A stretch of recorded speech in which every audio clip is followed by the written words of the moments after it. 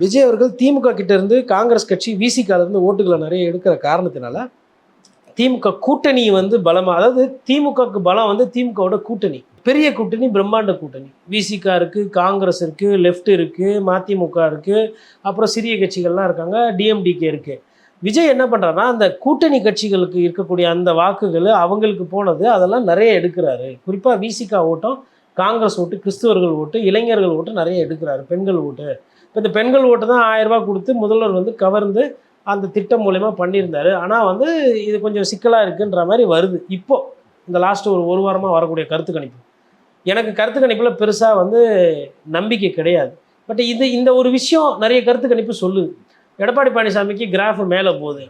ஏன் மேலே போகுது? எடப்பாடி பழனிசாமி திடீர்னு எல்லாருக்கும் பிடிக்கிற மாதிரி ஆகிட்டாரா, இல்லை பயங்கரமாக ஒலிம்பிக் மாதிரி எங்கே ஓடி ஓடி பிரச்சாரம் பண்ணுறாரா, இல்லை அப்படின்னு நம்ம கேட்கும்போது என்ன சொல்கிறாங்கன்னா, தேர்தல் வாக்குறுதி நல்லா இருக்குது. ரெண்டாவது, விஜய் வந்து திமுக ஓட்டை அதிகம் பிரிக்கிறார். இப்போ தேர்தல் வாக்குறுதி, அதிமுக பிரச்சாரம், விஜய் அவர்கள் ஓட்டை திமுக பிரிக்கிறார். இந்த 2 காரணங்களால் தாவேக்கா வந்து திமுகவோட ஓட்டை அதிகமாக எடுக்கு. அப்போ அதிகமான ஓட்டு கடந்த தேர்தலில் வச்சுருந்தது திமுக. அப்போ அதுலேருந்து அதிகமான ஓட்டை எடுக்கிறீங்கன்னா அந்த அணி பலவீனமாகும். இதை தான் சொல்கிறாங்க. பட் இது நடக்கிறதுனால விஜய் எப்படி முதலமைச்சர் ஆவார்? இல்லை இது நடக்கிறதுனால விஜய்க்கு எப்படி ஒரு 10 எம்எல்ஏ கிடைப்பாங்க?